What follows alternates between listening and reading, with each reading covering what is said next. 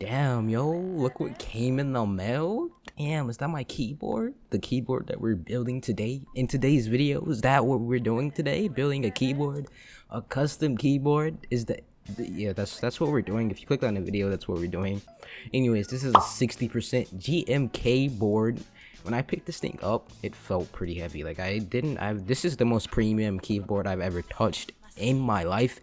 Anyways, guys, so now I've started taking apart the switches, and I'm sorting the springs, the stems, and the housings into separate containers. And damn, I just realized you guys don't know what that is, so I have to explain. I'm gonna start explaining now.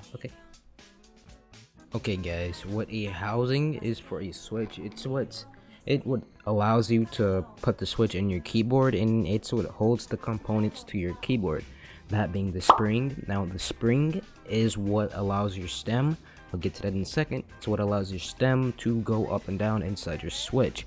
That is where the mechanical part comes with your switch, because it's all parts, it's mechanical, you know what I mean. Anyways, next we have the stem, and basically what the stem is, it's basically a little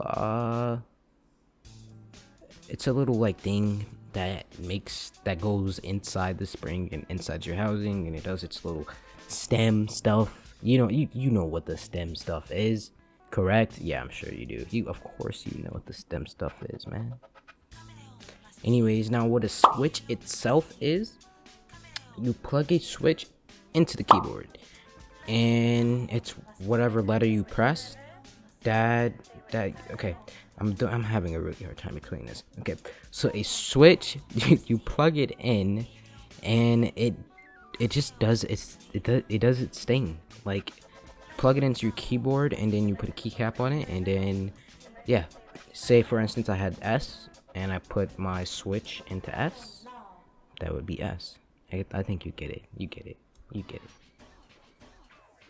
Okay, so now we start the lubing process, and no, I am not talking about sexual lube. Get out of here. Your mind's in the gutter, bro. It's in the gutter. Get out of here. Anyways, so basically what lubing is, you don't have to do this to your keyboard switch. You don't have to take your keyboard switch apart and lube them, which is a very, very, very long process. It's gonna take a while.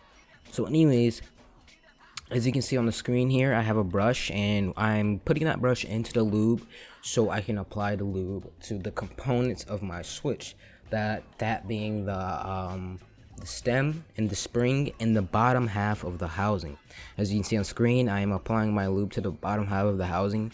I really don't think I did a good job here. I really think I could go back and do that, but for the sake of time, I'm not doing that. It already took me like 4 hours to lube the switches. Anyways, so that's what I'm doing here. We're lubing the switches and the stems and all that. Yeah, that's pretty much it. And for the springs, what I did to lube the springs, it's called the bag lubing method. It's where you put all your springs into a Ziploc bag, and you add a little bit of lube to the bag, the inside of the bag that is, and you mush that lube around and you get it all over the bag. Then you throw your springs in there and you shake it up, and what that does, it evenly applies lube to all your switches. Springs, so you don't have to do that yourself.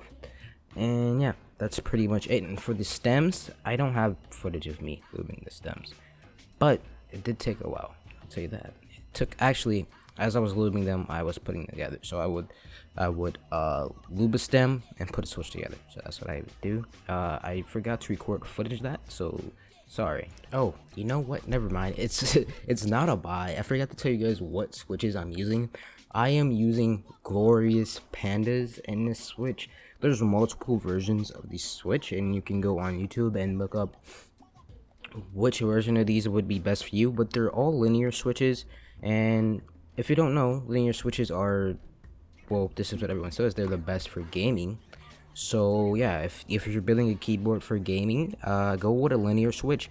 Please avoid, like, okay, you don't have to, but please avoid like the Cherry MX reds or blues.